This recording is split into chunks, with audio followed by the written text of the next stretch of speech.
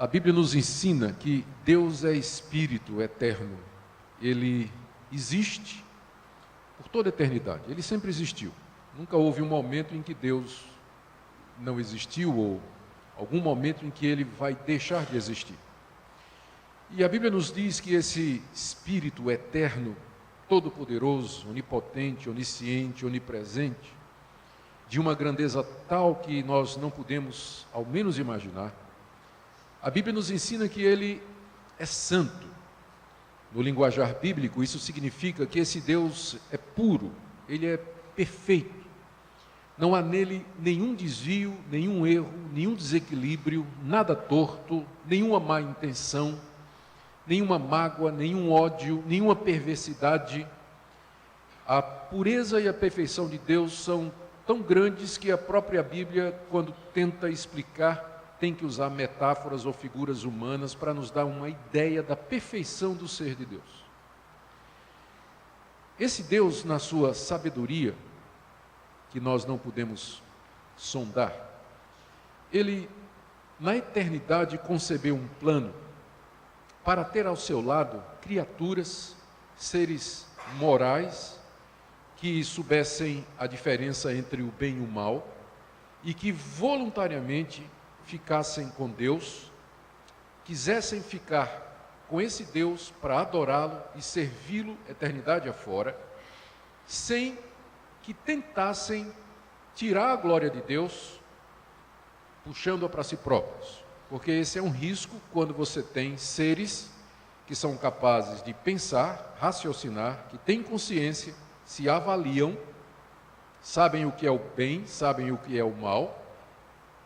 A tendência de qualquer ser assim é se admirar, se comparar e se julgar melhor ou superior do que os outros. Agora, aqui está o grande dilema. Como é que este ser, esse Espírito eterno, puro, perfeito, poderia realizar o seu plano? De uma maneira que nós não sabemos explicar, a Bíblia não nos revela, esse Deus, dentro da sua sabedoria, do seu poder, da sua majestade e da sua glória, permite a entrada do pecado no mundo, mas de uma maneira que Ele não é o autor do pecado, mas as criaturas que Ele fez, voluntariamente, porque quiseram, resolveram virar as costas para Deus, se afastar de Deus e experimentar o pecado, ferindo então, e essa é a linguagem que a Bíblia usa, entristecendo esse Deus, ferindo o seu coração e fazendo com que a justiça de Deus, a sua santidade, determinasse a condenação deste ser que Ele mesmo havia criado, com essa possibilidade de pecar. E aí o próximo passo no plano de Deus é resolver a questão do pecado. Como fazer, então, para que esse princípio, esse erro, essa separação dele, essa inclinação para ser contra Deus, para roubar a glória de Deus que entra no mundo, é claro, sem jamais pegar Deus de surpresa, mas como parte do seu próprio plano, como resolver isso? E o caminho de Deus é surpreendente. Ele mesmo se torna um de nós.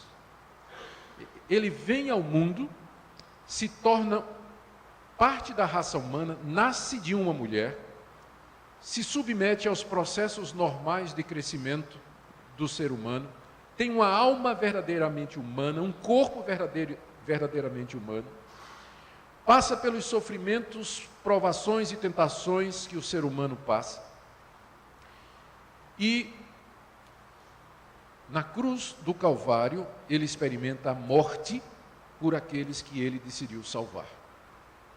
E exatamente porque, sendo Deus, ele não tinha pecado, Jesus Cristo, ao morrer, adquiriu méritos diante de Deus, deu um saldo positivo para Deus.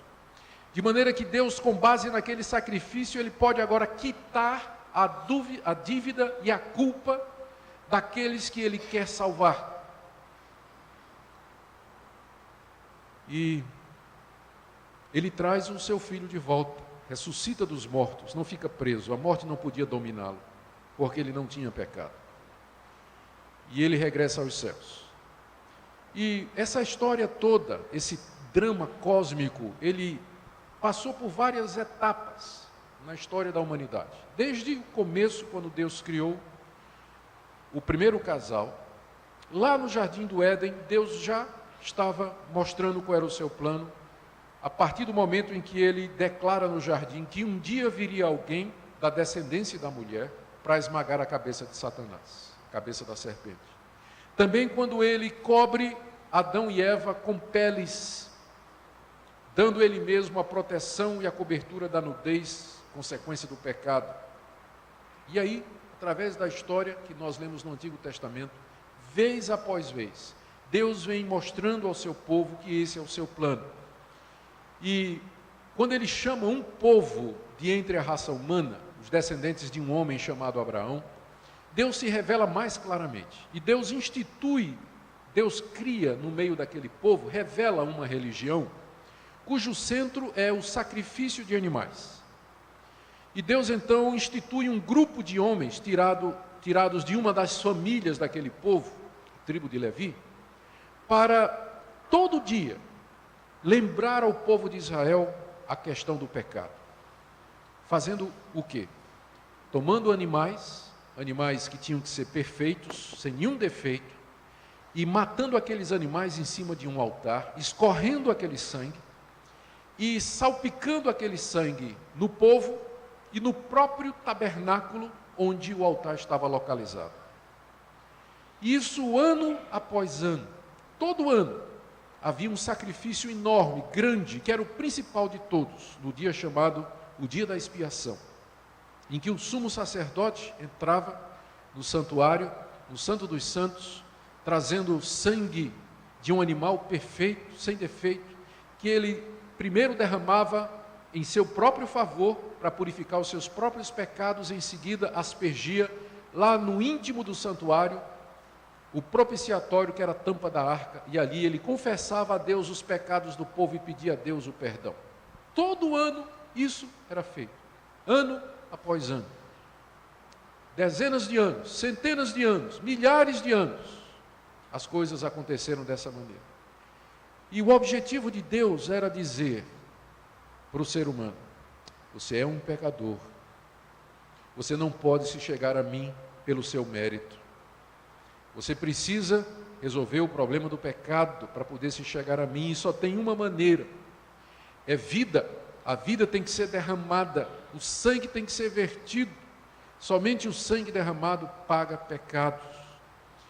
Era isso que Deus queria com todo aquele sistema de sacrifícios, de morte de animais no Antigo Testamento. Mas já no Antigo Testamento estava profetizado, estava dito, Deus já vinha falando pelos profetas, de que um dia aquele sistema haveria de acabar, porque eles eram apenas uma sombra e uma figura do sacrifício verdadeiro, final e definitivo que o próprio Deus haveria de oferecer, que era exatamente o próprio Deus vindo a esse mundo como um cordeiro e se oferecendo no altar da cruz do Calvário, em prol do seu povo, derramando seu sangue, sangue humano dessa vez. Antes era sangue de animais, mas agora o sangue humano foi derramado, como pagamento de uma vez para sempre pelo pecado do povo de Deus. É esse o Evangelho. Essa é a mensagem central da igreja cristã. Não há outro Evangelho. É por isso que nós dizemos que a salvação é através de Jesus e Ele somente. Que há um só Deus e um só mediador entre Deus e os homens, que é Jesus Cristo. E que nós não podemos ser salvos pelas nossas obras, pelas coisas boas que nós pensamos que podemos fazer. Porque nenhuma delas pode pagar pecados. Dar esmola não paga pecado. Fazer o bem a um pobre não paga pecado. Perdoar o seu inimigo não paga pecado. Ser uma pessoa honesta não paga pecado. Ser fiel à sua esposa não paga pecado. Pagar suas contas não paga pecado. Paga a conta, o pecado não. Nada que você possa fazer pode resolver o problema do pecado. Por isso, todo esse drama cósmico, celestial, que esse Deus eterno, imutável, infinitamente santo, justo e bom, arquitetou desde tempos imemoriais, lá na eternidade. E é para a consumação disso que a história caminha. Estamos caminhando para o fim desse drama, da história do mundo como nós o conhecemos, quando o nosso Salvador vier para consumar aquilo que Ele começou, para reunir-nos e nos livrarmos definitivamente da presença do pecado. Essa foi a mensagem que foi pregada pelos apóstolos de Jesus Cristo, desde o início da igreja cristã. É a mesma mensagem que nós pregamos 2000 anos depois.